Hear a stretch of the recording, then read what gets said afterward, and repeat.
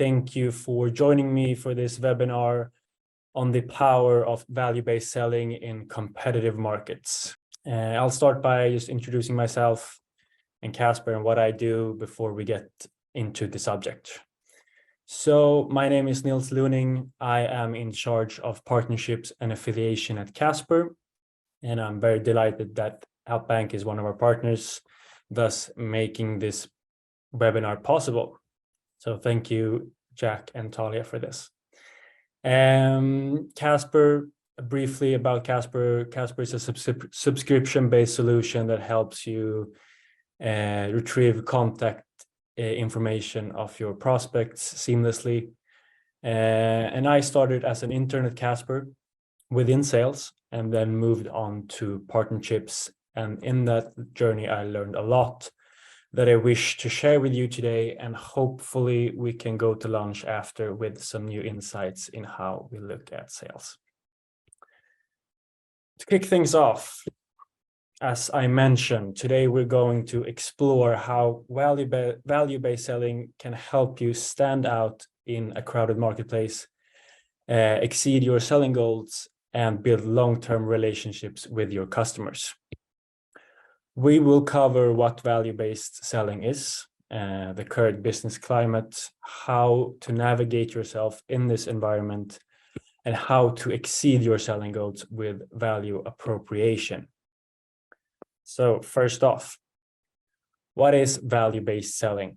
I'm sure many of you have heard it before. I'm sure many of you know much about it, but value-based selling is an approach to selling that focuses on understanding the unique needs and priorities of each customer, and then creating and communicating a customized solution that delivers value that is aligned with those needs and priorities.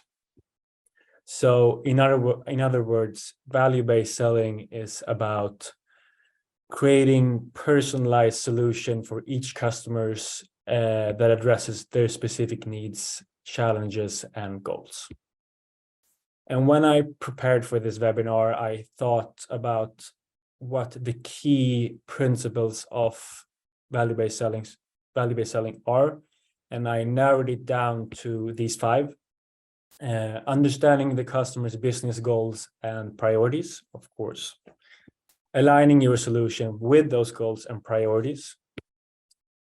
Communicating the value of your solution in terms of the customer's specific needs and priorities, demonstrating the ROI of your solution, and building long-term relationship with your customers by delivering ongoing value and support. So, understanding the customer's business goals and priorities is, of course, the first step to value-based selling. By understanding your customer's business, you can identify the specific challenges they face and determine how your solution can help them achieve their goals. By aligning your solution with their goals and priorities, you can create a customized solution that will perfectly address their specific needs. And there you have value-based selling, the first step at least.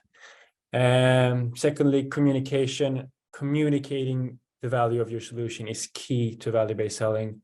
You need to be able to articulate how your solution will help your customer achieve their goals and how it will deliver value in terms that are meaningful to them, not only to you, but to them as well. And demonstrating the ROI of your solution can help you show your customers the tangible benefits of your solution. For you being able to say, if you use our solution this and that way, you will be able to see this type of outcome in this amount of months. Lastly, building long-term relationships. I think this is the most important aspect of value-based selling. So building long-term relationships with your customers is crucial. By delivering value and support, you can build trust with your customers and position yourself as a partner who is invested in their success, thereby conveying the customer that you're not only invested in your own success by selling your solution, you're actually invested in their success and to helping them achieve their goals. So a question to think about so far is, have you ever struggled to differentiate yourself or your offering from competitors? Because value-based selling can help you stand out by creating customized solutions that address your customers' unique needs. Moving on, the business climate of today. We are living in a world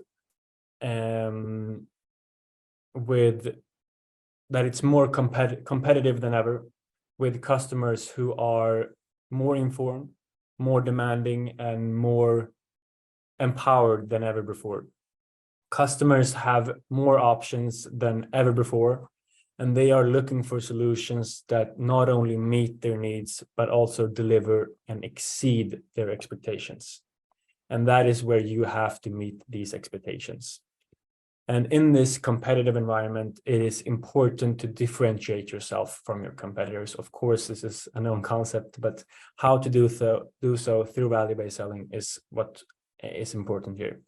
So through value-based selling, you can help to do that by creating customized solution that addresses your customers' unique needs and priorities.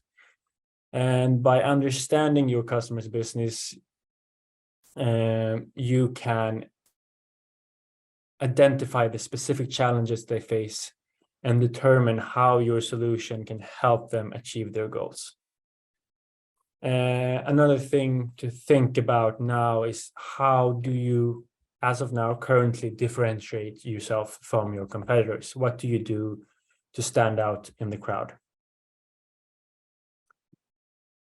And that brings us to how to navigate yourself in this environment.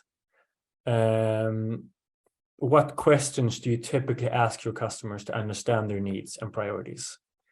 The questions that you ask your customers, it will set the standard of your meeting to sell something, and the standard of how your customers will perceive you.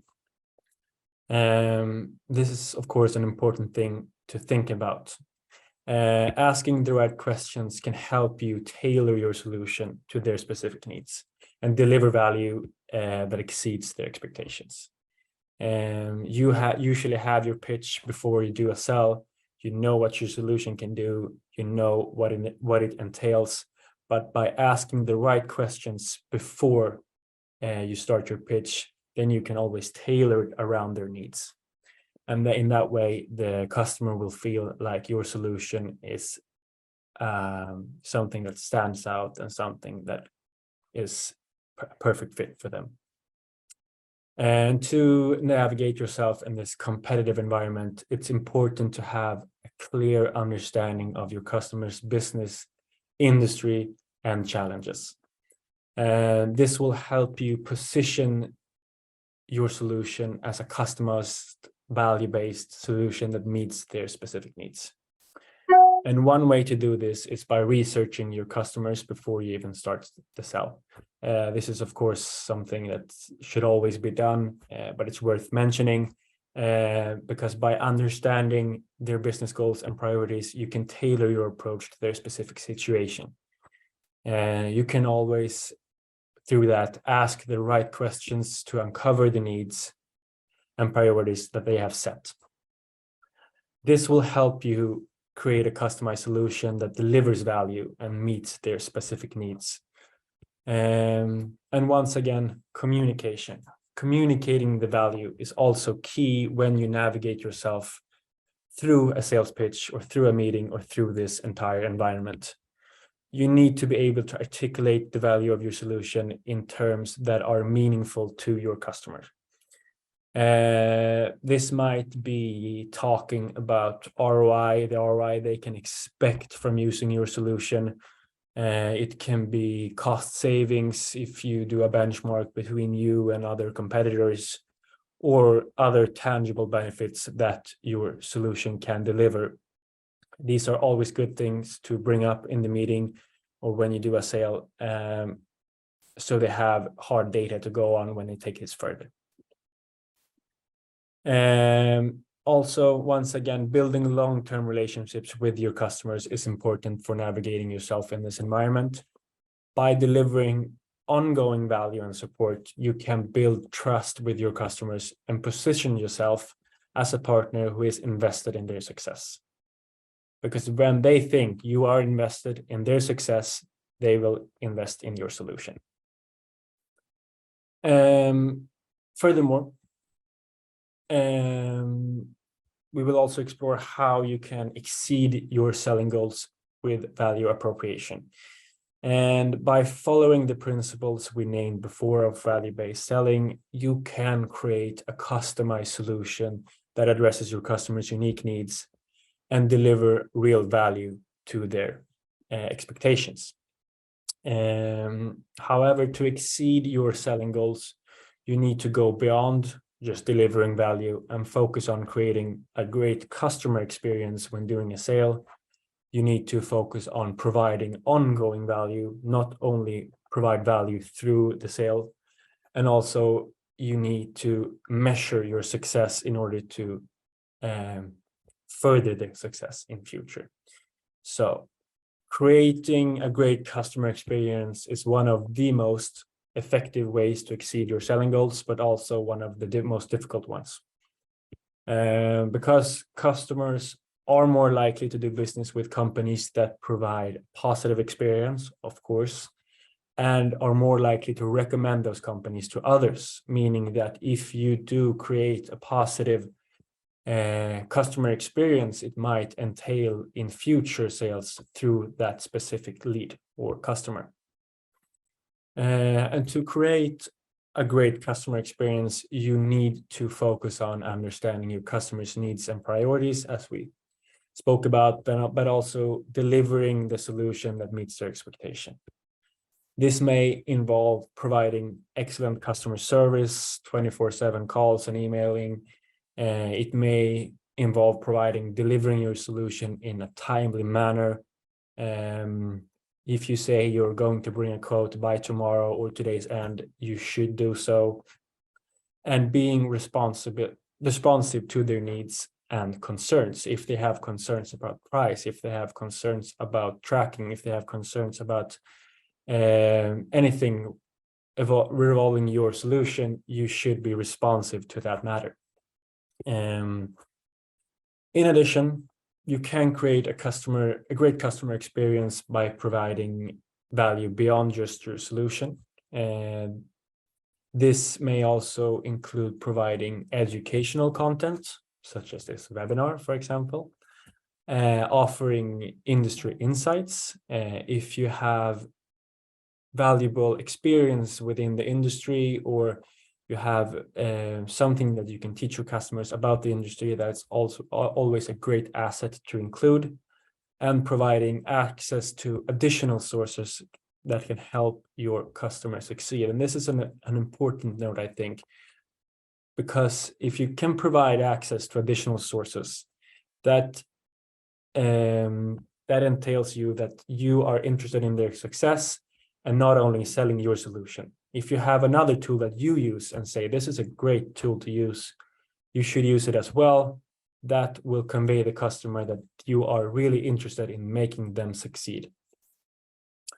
And providing ongoing value is another important aspect of exceeding your selling goals.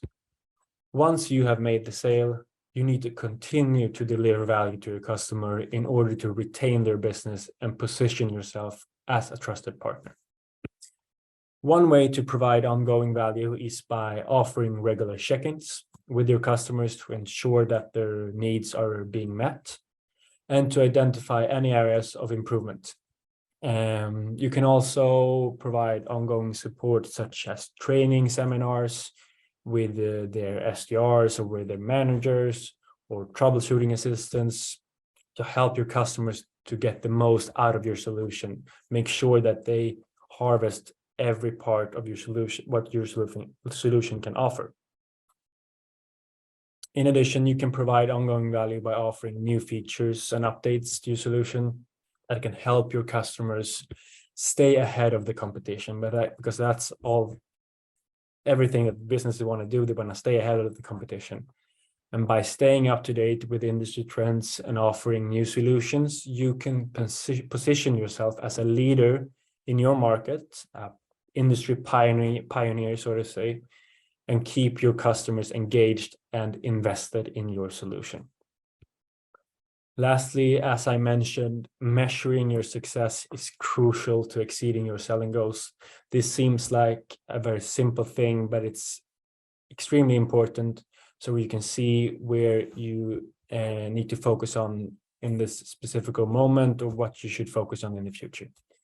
And by tracking your results and identifying areas for improvement, you can refine your approach and achieve even greater success, of course. Ways to measure your success are multiple and endless. Example, by tracking customer retention rate, this will give you a sense of how many of your customers are staying with you over time, and will help you identify any areas where you might be losing business. Another way that I think is a very helpful way to measure your success is by tracking your sales metrics. Once again, this might seem very simple and basic, but it's such an important part of to keep up to date with when you want to exceed your selling goals, because your conversion rates, your average deal sizes, your sales cycle lengths are all important metrics to think about when you want to improve. For example, when I worked as an SDR, I had a great team around me that always providing me with my sales metrics, my deal sizes, and that made me understand where my strengths were and where my weaknesses was, and that made me understand what to focus on with what type of customers, and where I could relax, sort of say, in terms of the sale. And by analyzing these metrics, you can identify areas you may be able to improve your sales process and achieve greater success. Finally, and a very important type of measurement is by soliciting feedback from your customers. This is an extremely easy way for you to understand what your customers need and want from your solution in the future, and what they're not happy with, what they are happy with. And you can identify areas and make changes that will help you exceed your selling goals. And with that said, I hope that you can take some of this away with you when you are rethinking your sales process. And I want to thank you for joining me for this part of the webinar on the power of value-based selling in competitive markets. I hope you find my key principles of value-based selling helpful. And now we will move on to a little Q&A where we can discuss openly anything you want, preferably within the topic. I'm just going to stop sharing my screen. Let's see. Thanks so much, Niels. That was amazing, and you just gave so much value to our community. If anyone has any questions, please put it in the chat. Otherwise, you can raise your hand if you want, and you can come up and ask your question directly to Niels. But yeah, let us know if you have any questions.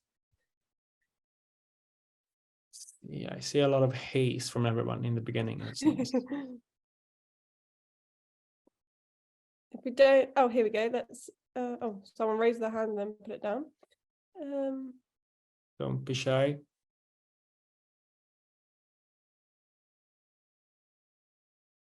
Okay, if we have no questions, oh, there's one in the Q&A. Keen said, do you have any advice for starting an entertainment business? Well, I don't have any experience within the entertainment business, and so I won't be able to tell you any specifics that can relate to that business. But to give you general advice, I would focus on,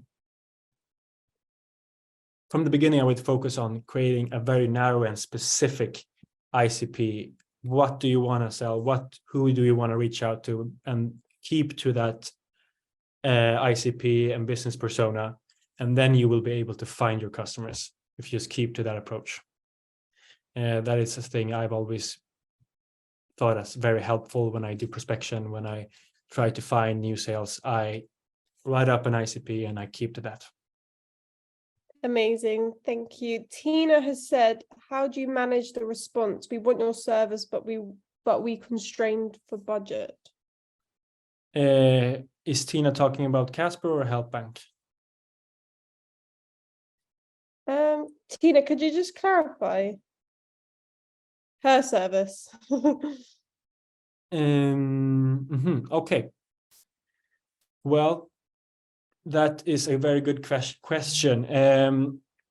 Depending on the size of your company and the size of your customer base, I would say that if you have someone who can, or just yourself, who can just always be available for emails, that is enough. Or if you can create a chat, because if you have a chat, you can use quick responses to any inquiries or any problems that your customers are experiencing. You don't have to be very detailed. You can just quickly respond to them with a solution in real time.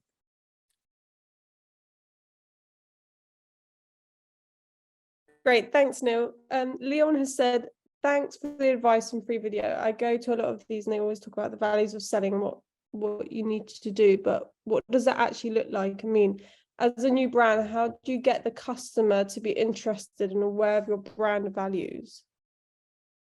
Well, that is the question, isn't it? For you to be able to actually attain your customer and make them interested in and aware of your brand values, you have to be able to respond to what their problem is. What can you do to solve their problem? If you are, let's take Casper, for example, just as an example, we help people get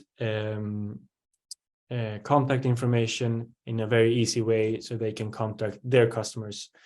So what we do is, if I find a company that I think this could be a potential sale, I research them, I look for everything they have to do with their business, and then I try to identify problems that they might have when they contact customers.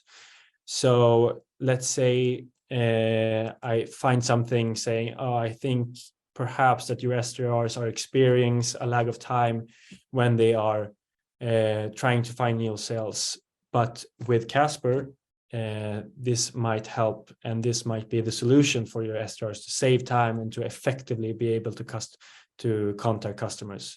So if you can just find a way to articulate that your solution is the solution to your problem, then there you have it. That is the way to get them interested. And always think of not being too detailed when you do a pitch. They just want to know what you can do and what you have to offer, and how that can solve their problems, but not in three pages, just a short pitch. I hope that helps, Leon. Just another question. Some problems are not even very obvious for your customers. So what is the best way to approach your customers when your product or service isn't solving a very obvious problem? Well, I would say that if it's not a very obvious solution, then you have to find a way to make it sound like something that can make a process more effective. So of course, not many solutions will provide world peace, but if you can just find a way to articulate that your solution is just something that can make a process a bit more effective, and if you can provide tangible things that will prove that, then that's enough.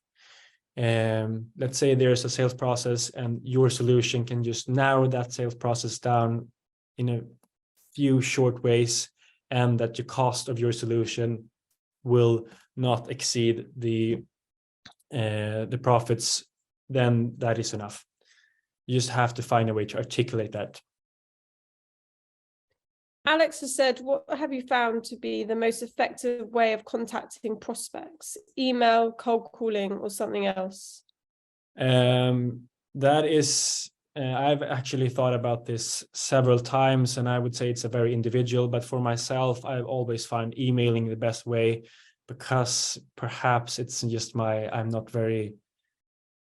the type of person who is good in cold calling. I articulate myself better through email, where I can sit down and actually research the company and then perfectly align what I want to say in the exact amount of words. And so I've always found for me that email has worked best. Also, LinkedIn is an amazing way to contact new sales. It's a more informal way, but sometimes informal is better depending on what you're selling. But informal ways can just be a great way to start and build a relationship between you and the customer. That goes back to us. I think we cold emailed you, so Yeah, it does work, guys. It does work. That's how we got involved with Casper. Now we're happy partners. Peter said, I'm a heat pump, solar and home battery installation company, and we offer 0 deposit, 1 monthly payment with service and breakdown included for 10 years. So heavily invested in a long-term contact with clients. Any ideas how we get new clients? I just have to read that question to analyze the. That's all right. Home installation, and we offer 0 deposit, 1 month of payment.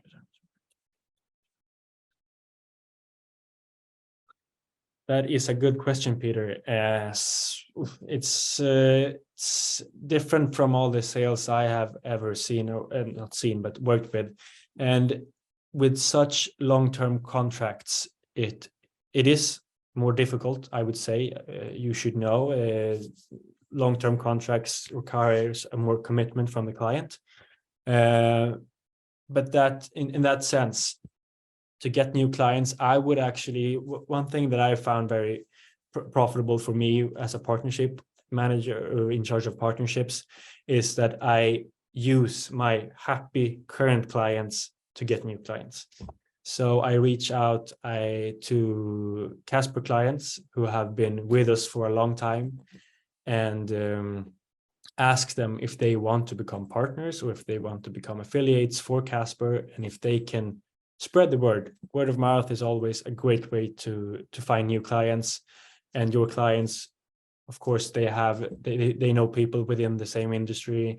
So if you can get your current clients that you know are very happy with your business, to get them to promote your brand through some sort of partnership where you offer them something in return, that's a great way to reach new clients.